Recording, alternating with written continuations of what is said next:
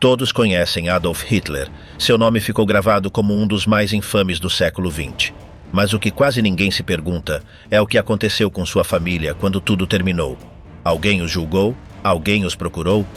Enquanto a Alemanha se rendia, os campos eram liberados e os julgamentos de Nuremberg ocupavam os noticiários. Seu entorno mais próximo tomou outra rota: a desaparição. Mudaram de sobrenome, mudaram-se sem deixar rastro e cortaram todo vínculo com seu passado. Alguns cruzaram fronteiras com papéis falsos, outros inventaram novas identidades e nunca contaram de onde vinham. Não houve um plano conjunto nem uma conspiração. Foi uma reação comum: sobreviver afastando-se do sobrenome mais odiado do mundo. Esta é a história de uma família que decidiu apagar-se por completo. O que ocorreu com os parentes de Adolf Hitler depois do colapso do Terceiro Reich? Quando tudo desmoronou, ter o sobrenome Hitler era um problema que ninguém queria ter. Não apenas pela carga histórica que carregava, mas por tudo o que havia ficado em seu nome: casas, dinheiro, móveis, documentos, cemitérios e até direitos autorais. O que veio depois não foi uma ordem formal, mas um monte de decisões pequenas que apontavam para o mesmo: desaparecer qualquer rastro legal ou material que pudesse vincular alguém a ele. Na Alemanha e na Áustria, as primeiras ações vieram dos escritórios públicos. Sabiam que qualquer propriedade conectada ao ditador poderia gerar polêmica, converter-se em lugar de culto ou até mesmo em motivo de conflito. Assim, tomaram a dianteira e começaram a requisitar tudo sem dar explicações. Na Baviera, por exemplo, o terreno onde havia vivido foi desapropriado sem anúncio. Não foi oferecido a ninguém, nem mesmo a parentes. Passou para as mãos estatais e ficou fora do mercado. Os cemitérios também entraram na equação. Muitas sepulturas que tinham relação com a família foram retiradas, não por ordem judicial, mas por precaução. As autoridades temiam que esses lugares se transformassem em pontos de encontro para nostálgicos do regime ou em alvo de ataques. Assim que era possível, as lápides eram removidas, as concessões canceladas e os restos eram trasladados sem aviso. Em alguns casos, simplesmente eram deixados no esquecimento, cobertos pela vegetação e sem sinal algum, como se nunca tivessem estado ali. Mesmo familiares muito distantes tentaram, em alguns casos, recuperar propriedades ou solicitar royalties. Alguns diziam ter direitos sobre casas antigas, outros queriam cobrar por livros vendidos durante a época nazista. A resposta foi sempre a mesma: esses bens estavam sob intervenção desde 1945 e não podiam ser reclamados sob a lei atual. Embora em outros casos a justiça permitisse heranças semelhantes, em tudo o que tocava ao sobrenome Hitler, aplicavam-se restrições especiais. Com o passar dos anos, os tribunais endureceram ainda mais sua postura. Os juízes rejeitavam solicitações com desculpas variadas: erros técnicos, falta de documentação, prazos vencidos. Mas a mensagem era evidente: nenhum vínculo legal com esse passado seria aceito. A Áustria agiu de forma semelhante. Todas as propriedades vinculadas ao círculo familiar de Hitler foram revisadas. A maioria foi confiscada sem julgamento ou compensação. Em muitos casos, nem sequer foi publicamente informado o que foi feito com esses bens. Alguns foram simplesmente fechados, outros ficaram em mãos do Estado sem uso atribuído. O importante era impedir que alguém com intenções políticas pudesse reivindicá-los no futuro. Também foram tomadas medidas com relação aos objetos pessoais. Qualquer pertence do círculo próximo do ditador foi declarado não comercializável. Sua venda, exportação ou reprodução foram proibidas. Algumas peças terminaram em depósitos oficiais. Outras foram parar em mãos privadas sem registro. Mas, sempre que possível, evitou-se que circulassem livremente. O mesmo aconteceu com os documentos privados. Cartas, fotos, certificados de propriedade, tudo foi enviado para arquivos restritos. Só podiam ser consultados com permissões especiais, geralmente por acadêmicos ou pesquisadores. As bibliotecas públicas retiraram certos livros, os cartórios marcaram os registros com avisos de reserva. Não houve uma lei geral para isso, mas cada instituição entendeu que era melhor manusear esse material com extremo cuidado. Foi assim que, sem grandes manchetes ou leis especiais, o sobrenome foi desaparecendo do sistema. Sem propriedades, sem túmulos identificáveis, sem documentos acessíveis, a família Hitler foi desmantelada por dentro. Ninguém ordenou oficialmente. mas as recusas administrativas, os trâmites ignorados e as decisões cotidianas de milhares de funcionários públicos acabaram por construir um vazio legal. Com o tempo, tudo o que tivesse a ver com esse sobrenome se tornou um assunto do qual ninguém queria falar. Os descendentes, diretos ou indiretos, começaram a viver sob outro nome. Alguns o mudaram legalmente. Outros simplesmente usavam uma versão modificada. Muitos desapareceram dos registros, não deixaram pistas, não guardaram fotos nem papéis que os vinculassem ao seu passado. As decisões eram tomadas em privado, dentro de cada casa, sem plano conjunto ou instruções. Era questão de sobreviver em silêncio. Nos registros de imigração, aparecem pessoas que saíram do país logo após o fim da guerra com documentos ambíguos. Alguns com dados incompletos. Outros com identidades que depois não voltaram a usar. Moviam-se entre fronteiras, usando papéis de soldados falecidos ou nomes tirados de conhecidos. Assim que se instalavam em um novo lugar, deixavam para trás sua história original. Não olhavam para trás. Houve quem viveu assim a vida toda. Seus filhos nasceram com a nova identidade, seus netos cresceram sem saber nada. Em muitos casos, nem sequer se falava do assunto dentro da família. Se alguém perguntava, respondia-se com evasivas. As fotos antigas eram destruídas, as lembranças guardadas em caixas fechadas. Nas pequenas cidades, ninguém fazia muitas perguntas. Era normal que chegassem pessoas sem documentos nem história clara. Alguns dos que tinham sangue Hitler viveram e morreram como qualquer vizinho, sem que ninguém soubesse. Em outros casos, optaram por sobrenomes completamente distintos. Alguns escolheram nomes muito comuns. Outros buscaram opções estrangeiras que não soassem alemãs. Nos censos, muitas vezes, aparece apenas uma letra mudada em relação ao original. Esse pequeno truque bastava para passar despercebido. O maior esforço foi dentro das próprias famílias. Aos filhos pedia-se que não perguntassem por seus avós, que não falassem do passado na escola, que não confiassem em estranhos.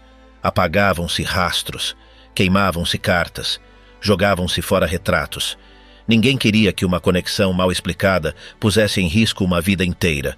Nos arquivos militares aliados, restaram alguns interrogatórios de pessoas que usavam identidades falsas. Às vezes, eles eram descobertos por uma carta esquecida ou por alguém que os delatava. Em quase todos os casos, ofereciam uma história paralela já preparada. Alguns convenciam. Outros eram rapidamente descartados. Mas, em geral, se não havia provas de crimes, os oficiais encerravam o caso e passavam para o próximo. Houve quem terminou na América Latina, especialmente em comunidades alemãs da Argentina ou do Brasil. Lá podiam viver sem chamar a atenção. Compartilhavam idioma, costumes, e ninguém perguntava muito. Usavam nomes comuns, trabalhavam no campo ou em ofícios simples. Evitavam a política, as reuniões, as fotos. Para se manter no anonimato, escolhiam profissões que não implicassem exposição. Carpinteiros, agricultores, escriturários. Não se deixavam ver em mídias. Não escreviam cartas para o exterior. Viviam atentos ao que diziam e a quem diziam.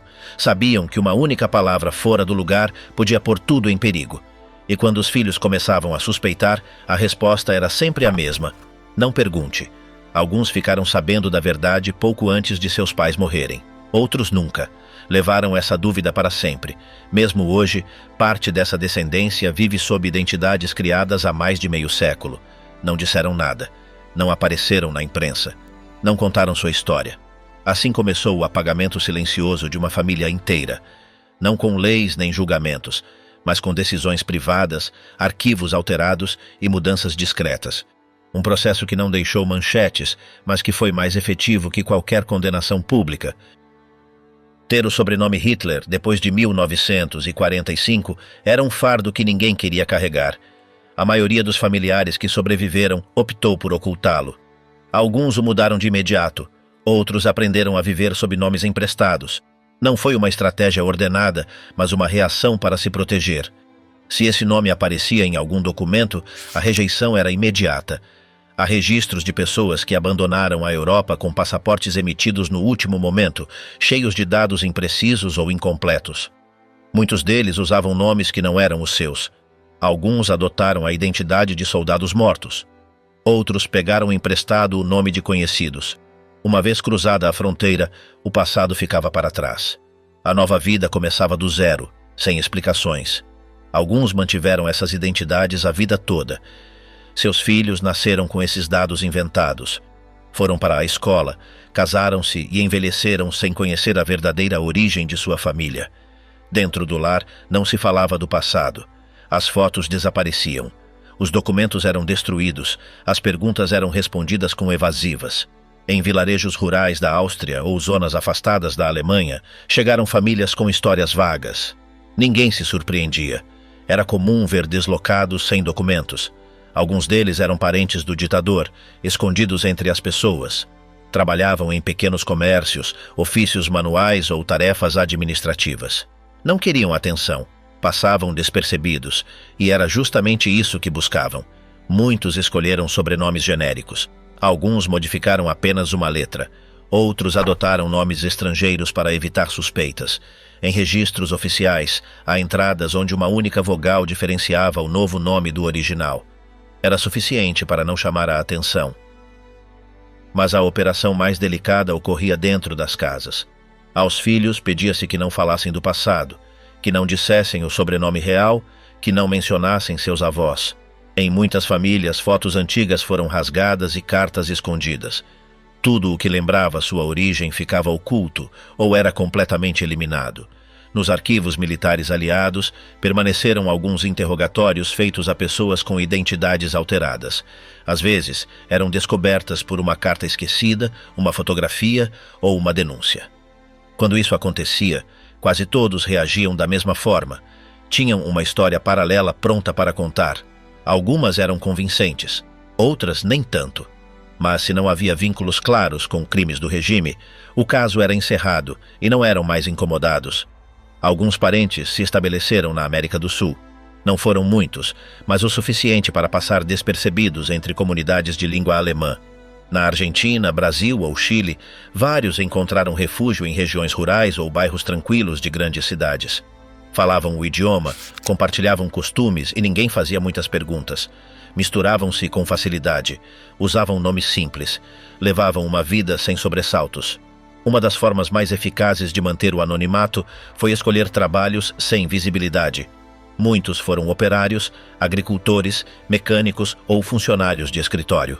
Evitavam qualquer tipo de protagonismo. Não apareciam em fotos, não falavam com jornalistas e não participavam de associações. Viviam com perfil discreto, não por humildade, mas por estratégia. Mesmo quando os filhos cresciam e começavam a suspeitar, os pais preferiam não explicar nada. Diziam que era melhor não remexer no passado. Em alguns casos, só contaram a verdade pouco antes de morrerem. Em outros, o segredo foi mantido para sempre. Há descendentes que ainda hoje não sabem que seu avô carregava o sobrenome Hitler. Enquanto isso, apareceram pessoas que afirmavam ser parte da família sem ter provas reais. Alguns alegavam ser filhos ilegítimos do ditador ou de seus irmãos. Outros diziam ser sobrinhos, netos ou primos distantes. Mostravam árvores genealógicas feitas à mão, fotos borradas ou relatos herdados. Nenhum entregou documentos oficiais, mas isso não os impedia de buscar atenção midiática. Um deles apareceu na França, dizendo que sua mãe lhe havia confessado em seu leito de morte que era filho de Hitler. Segundo ele, o pai biológico havia sido um cabo alemão durante a Primeira Guerra Mundial. Dizia ter cartas, lembranças, mas nunca apresentou uma única prova sólida. Ainda assim, foi entrevistado na televisão e recebeu cobertura na mídia. Outro caso ocorreu na Europa Oriental. Um homem afirmava ser descendente de um tio de Hitler. Chamava-se o Último Hitler, levava o sobrenome no passaporte, tinha tatuagens chamativas e participava de documentários sensacionalistas. Não mostrou provas, mas conseguiu minutos de fama. Esses supostos herdeiros compartilhavam um padrão: relatos vagos, provas fracas e muita exposição. Quando questionados, falavam de documentos perdidos, arquivos queimados ou testemunhas que haviam morrido. Nenhum passou por uma verificação séria. Alguns afirmavam possuir objetos pessoais do ditador: relógios, cartas, livros autografados. Às vezes os mostravam em entrevistas, mas cada vez que um especialista os examinava, resultavam ser falsos ou sem valor documental. Em alguns casos, nem sequer as datas coincidiam. As peças eram descartadas imediatamente. Houve tentativas de ir mais longe. Alguns desses personagens escreveram livros, reivindicaram direitos sobre as obras do ditador ou tentaram cobrar royalties. Em todos os casos, as demandas foram rejeitadas. Não tinham legitimidade. E para as autoridades, o sobrenome não concedia direito a nada, especialmente se o parentesco não estivesse provado. Um dos mais polêmicos chegou a visitar antigos campos de concentração. Falava com a mídia, lançava frases provocadoras e dizia querer entender seu pai. A reação foi imediata. Organizações de direitos humanos, mídia e governos o condenaram publicamente. Ele insistia que apenas buscava respostas, mas cada aparição o transformava mais em espetáculo do que em fonte de informação. Também circularam rumores sobre filhos nascidos em segredo, produto de relações ocultas. Falava-se de mulheres desconhecidas, clínicas clandestinas, documentos perdidos. Nunca apareceu uma prova concreta. Nenhuma história foi confirmada. Tudo ficou no terreno da especulação. Enquanto isso, os verdadeiros parentes do ditador guardavam silêncio. Não davam entrevistas, não escreviam livros, não reivindicavam nada. Viviam no anonimato. Essa era a diferença. De um lado, os que buscavam notoriedade sem provas. Do outro, os que realmente faziam parte da árvore genealógica e preferiam desaparecer. Com o passar dos anos, esses autoproclamados herdeiros foram perdendo visibilidade. Alguns morreram sem ter demonstrado nada. Outros mudaram suas versões. Ainda resta algum que aparece em programas marginais, mas já não geram interesse. Ninguém lhes crê e nenhum conseguiu provar seu vínculo. O sobrenome Hitler, o autêntico, desapareceu sem ruído. Não por falta de descendentes, mas por uma decisão coletiva de não continuar o linhagem. Nos Estados Unidos, por exemplo, viveram durante décadas 3 sobrinhos netos do ditador. Pactuaram entre eles não ter filhos para terminar com o sobrenome. Mudaram seus nomes. Viveram vidas normais, longe de câmeras e jornalistas. Nunca falaram publicamente, não deixaram descendência. E assim fecharam uma parte da história. Em paralelo, houve lugares que decidiram apagar fisicamente qualquer conexão. Em Leonding, Áustria, onde estavam enterrados os pais de Hitler, o túmulo foi removido. O cemitério era pequeno, ninguém prestava atenção, mas com o tempo começaram a chegar curiosos. Alguns deixavam flores, outros símbolos estranhos. Era incômodo para a comunidade local. As autoridades tomaram uma decisão rápida. Em acordo com uma parente distante, removeram a lápide sem fazer barulho. Não houve anúncio nem cerimônia. Simplesmente desapareceu. Ficou uma faixa de terra sem nome. Os restos continuam lá. Mas já não há marcas. Ninguém pode identificar o local exato. Esse gesto foi simbólico. Mostrou como até mesmo os locais físicos podiam ser neutralizados para evitar qualquer tipo de culto. E serviu de exemplo. Em outros cemitérios, medidas semelhantes foram adotadas. Em silêncio, sem escândalo, sem câmeras. Em alguns arquivos paroquiais, as menções à família foram retiradas. Não por censura estatal, mas por decisão dos padres locais. Não queriam que as igrejas se vissem envolvidas em polêmicas. Preferiam guardar os livros ou transferir os dados para depósitos fechados. Os arquivos militares e judiciais também colaboraram com esse apagamento. As solicitações de mudança de nome apresentadas por pessoas vinculadas ao sobrenome Hitler eram aprovadas rapidamente, sem pedir muitas provas. Os funcionários entendiam que era melhor não fazer perguntas. Foi assim que, em poucos anos, o sobrenome mais infame do século XX foi desaparecendo de todos os lugares. Dos papéis, das lápides, dos registros escolares e também da fala cotidiana. Ninguém queria pronunciá-lo, ninguém queria explicá-lo, ninguém queria carregá-lo. Em Leonding, uma localidade tranquila da Áustria, existia um túmulo sem pretensões. Era a sepultura dos pais de Adolf Hitler. Durante anos passou despercebida, até que começaram a chegar visitantes com outras intenções. Alguns vinham por curiosidade, outros por admiração, uns poucos para deixar símbolos. O túmulo deixou de ser um entre muitos. Começou a atrair olhares. O cemitério não estava preparado para isso. Os vizinhos sentiram-se incomodados. Começaram as queixas. Não queriam que seu bairro se transformasse em um local de peregrinação. A administração do local tomou nota e agiu rápido. Em acordo com uma parente distante, removeram a lápide sem fazer nenhum anúncio. Não houve imprensa, não houve cerimônia. Apenas uma manhã a pedra já não estava. O terreno permaneceu o mesmo. Os corpos continuavam lá. mas não havia mais marcas. Nem data, nem nome, nem cruz. Apenas um espaço vazio. Ninguém podia apontar com certeza onde estavam os restos. Assim, em silêncio, um capítulo foi encerrado. Não por decreto, mas por bom senso. Ninguém voltou a deixar flores. Ninguém voltou a filmar. A comunidade entendeu que o esquecimento era mais eficaz que qualquer sanção. Este caso ditou uma tendência. Outras localidades tomaram decisões parecidas. Onde havia túmulos com algum vínculo com a família do ditador, optou-se pela discrição. As concessões eram canceladas. Os nomes eram retirados. Os túmulos se transformavam em parcelas anônimas. Ninguém perguntava. Ninguém protestava. Os arquivos também desempenharam seu papel. Em muitas paróquias, as menções à família foram deslocadas dos livros públicos. Não por ordem estatal, mas por precaução. Os párocos entendiam que esses nomes podiam gerar polêmicas. Por isso, optaram por mover os registros para seções reservadas, fora do alcance de curiosos. Quando os aliados venceram a guerra, um de seus primeiros passos foi localizar os parentes vivos de Hitler. Não esperavam encontrar culpados diretos, mas queriam sanar dúvidas. Buscavam saber se restavam documentos, bens ocultos ou informações úteis. O que encontraram foi outra coisa: silêncio e evasivas. Os soldados se apresentavam em domicílios vinculados à família. Alguns estavam vazios. Outros eram ocupados por pessoas que diziam não saber nada. Quando encontravam alguém, o interrogavam. As entrevistas eram formais. Na maioria dos casos, duravam pouco. As respostas eram frias, mecânicas. Todos repetiam o mesmo: que não tinham relação com o ditador, que fazia anos que não o viam, que nunca souberam nada de sua vida política. Perguntavam por cartas, objetos, fotos. Quase sempre a resposta era negativa. Alguns diziam que tudo havia se perdido nos bombardeios. Outros asseguravam que o haviam destruído.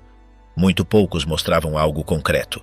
E quando o faziam, não tinha maior valor. Os interrogadores registravam, tomavam nota da atitude, dos gestos, do ambiente. Às vezes escreviam coisas como tenso, evasivo, colaborativo. Mas, em geral, as entrevistas terminavam sem novidades. Não havia nada que os comprometesse legalmente. E se não havia indícios de crime, o caso era encerrado. Depois desses encontros, muitos optavam por se mudar.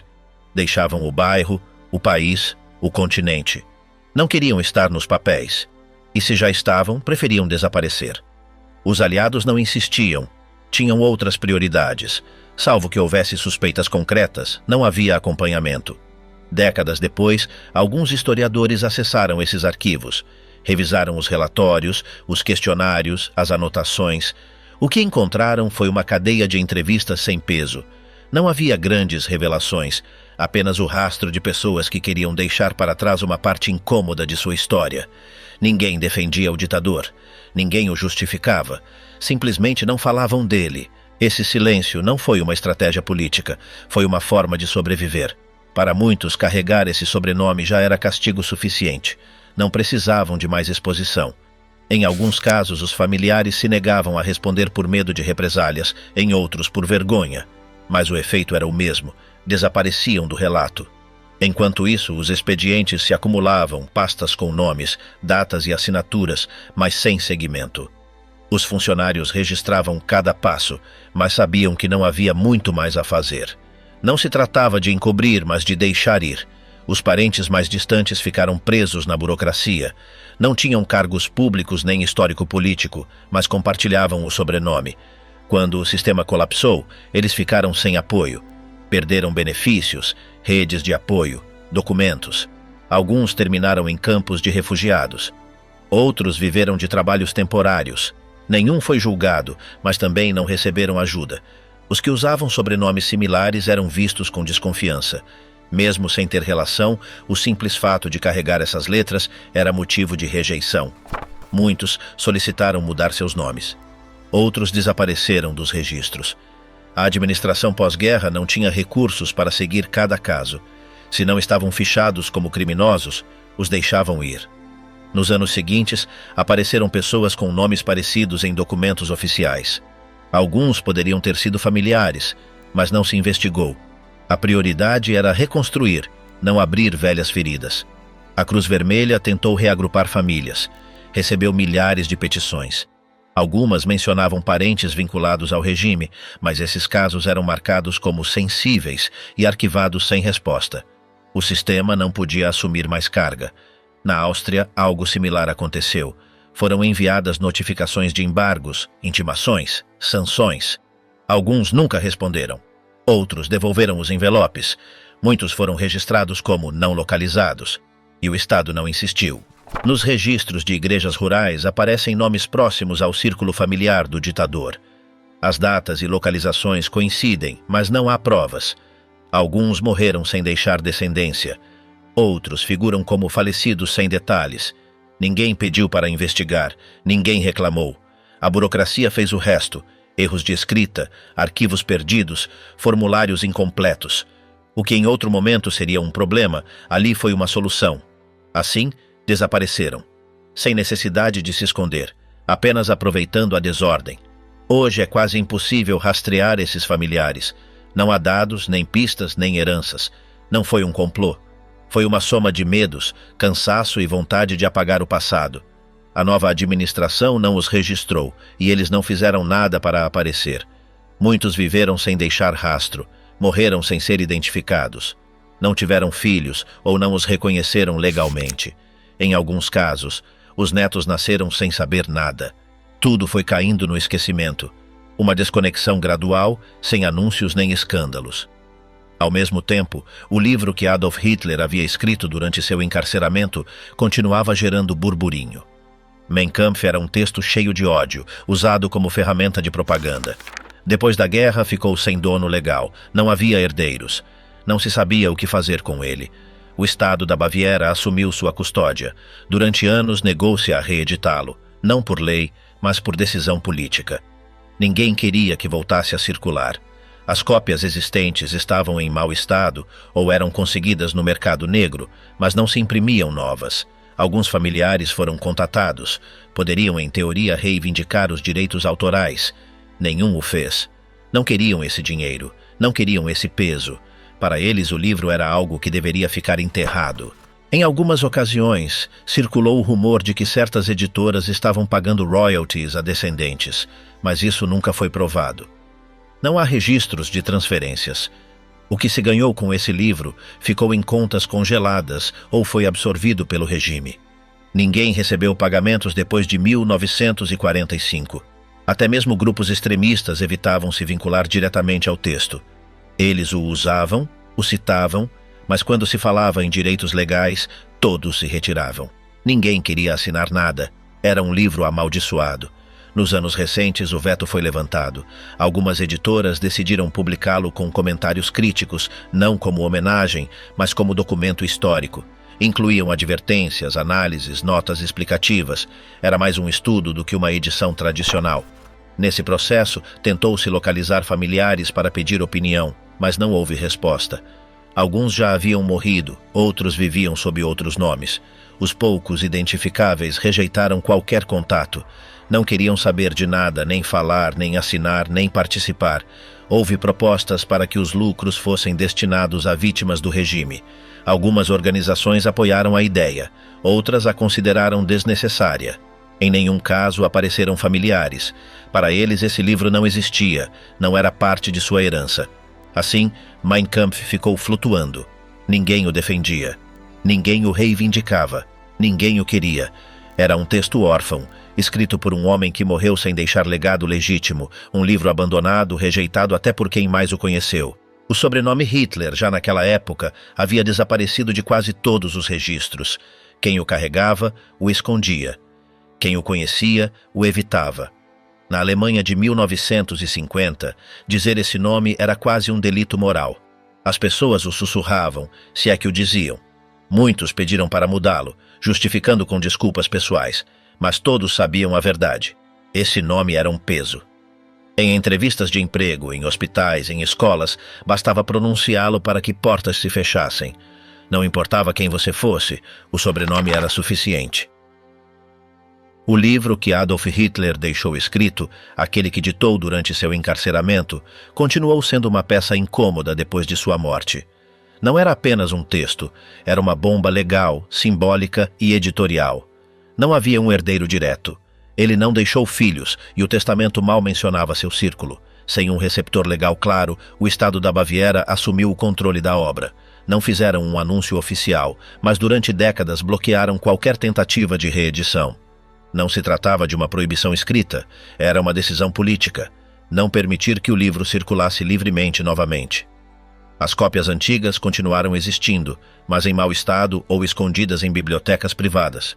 Se alguém queria lê-lo, tinha que conseguir um exemplar clandestino, usado em papel de má qualidade. Não havia edições modernas, nem reimpressões autorizadas. Paralelamente, alguns familiares distantes foram contatados. Legalmente poderiam ter reivindicado direitos, mas nenhum mostrou interesse. Para todos eles, esse texto era intocável. Ninguém queria ter a ver com ele, nem por dinheiro nem por memória. Houve ocasiões em que advogados analisaram se era viável apresentar uma demanda por royalties. Nunca se concretizou. Nenhum dos parentes quis se associar a essa causa. Para eles, o livro era como um objeto amaldiçoado. Alguns pensavam que qualquer tentativa de recuperar benefícios só serviria para manchar ainda mais suas vidas.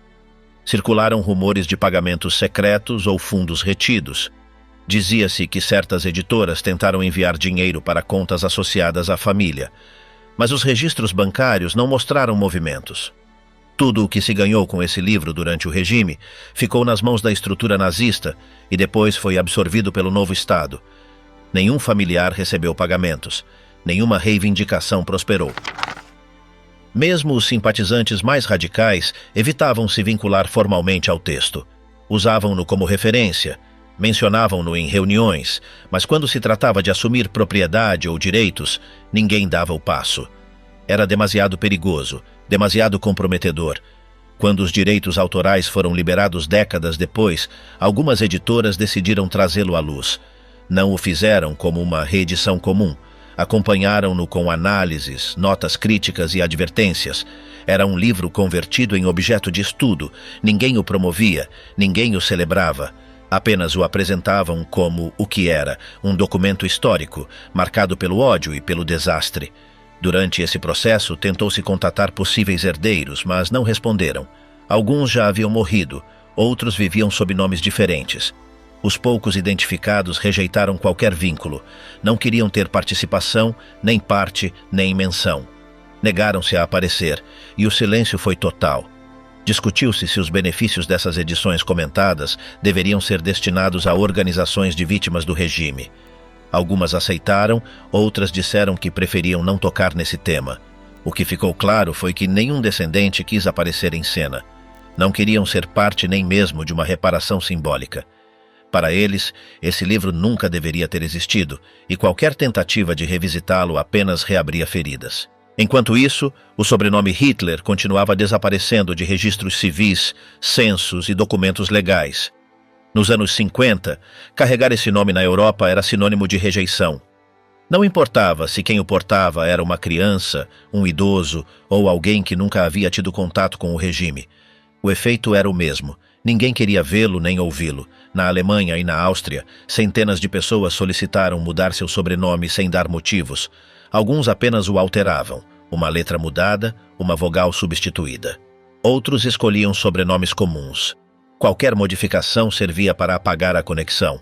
Em muitos casos, os trâmites eram aprovados sem objeções. Os funcionários sabiam do que se tratava. Não era preciso explicar. Em outros países também ocorreram mudanças similares. Na América, Ásia ou Austrália, o sobrenome Hitler seguia gerando medo. Havia escolas que não queriam aceitar crianças com esse nome, empresas que evitavam contratá-los, famílias que preferiam não se relacionar. A estigmatização era imediata. Nem sequer se pedia uma história, bastava o nome. Alguns tentavam mantê-lo, por orgulho, por princípios ou por simples teimosia. Viviam com ele, suportando olhares, perguntas e exclusão. Mas eram exceções. A maioria, com o tempo, terminava por modificá-lo ou escondê-lo, inclusive aqueles que diziam não ter nada a ver com o ditador. Nos registros notariais há solicitações de mudança que incluem frases como por razões pessoais, para proteger minha família ou simplesmente por motivos privados. Nunca diziam abertamente que queriam cortar vínculos com o passado. Mas o motivo era evidente. Ninguém queria ser o último Hitler nos papéis. Com o passar das décadas, o sobrenome foi apagado quase por completo. Não por lei, não por obrigação. Foi uma decisão coletiva, silenciosa, assumida por quem o carregava. Em escritórios, hospitais, bancos e escolas deixou de aparecer, e quem ainda o conservava o usava o menos possível. Enquanto isso, os registros estatais também ajudaram a construir esse esquecimento. Na Alemanha, alguns arquivos incluíram notas internas indicando que qualquer solicitação com esse sobrenome deveria ser tratada com cuidado. Não era censura, era precaução. Os funcionários entendiam que uma decisão mal tomada podia gerar escândalos. Na Áustria, tomaram-se medidas similares. Em certos distritos, as atas com esse nome foram classificadas como reservadas. Só se permitia acesso sob supervisão. Os documentos não foram destruídos, mas ficaram apartados do circuito normal. Não se podiam consultar livremente, e ninguém os pedia.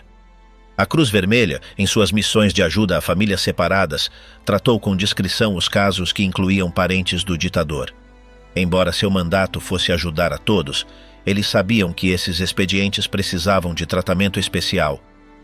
Em muitos casos, eram arquivados sob códigos, resolvidos sem deixar registro público ou encerrados sem resposta. Nos arquivos britânicos e americanos, foram encontrados relatórios de inteligência que falavam de risco baixo ou caso não prioritário, ao se referirem a familiares de Hitler localizados em outros países. Se não havia evidência de atividades ilegais, recomendava-se não intervir. Era mais útil deixá-los em paz do que reativá-los midiaticamente. Nas escolas, universidades e hospitais também se aplicavam protocolos não escritos. Se uma pessoa com esse sobrenome aparecia, era tratada com reserva. Às vezes, conversava-se com o interessado. Outras, sugeria-se mudar os dados no sistema. Tudo para evitar incômodos ou vazamentos. O importante era manter distância dessa história. A Igreja Católica também tomou decisões semelhantes. Em várias dioceses, os registros de sacramentos vinculados ao sobrenome foram retirados dos livros públicos. Não por pressão do Estado, mas por lógica institucional. Não queriam que alguém encontrasse essas referências e as usasse com fins propagandísticos. Tudo isso não foi coordenado. Não houve um plano nacional. Foi uma série de decisões tomadas em escritórios pequenos, por pessoas comuns, funcionários, juízes, padres, arquivistas. Cada um em seu lugar entendeu que o sobrenome Hitler não deveria ter espaço na vida pública e agiu em conformidade.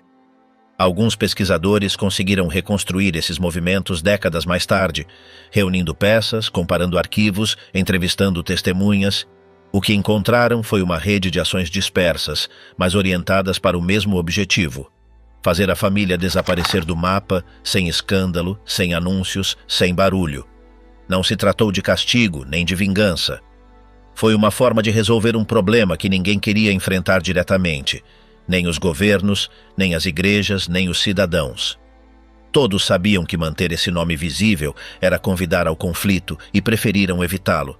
Assim, pouco a pouco, o sobrenome mais infame da Europa foi desaparecendo, primeiro dos livros, depois dos cemitérios, em seguida dos escritórios e, finalmente, da linguagem cotidiana.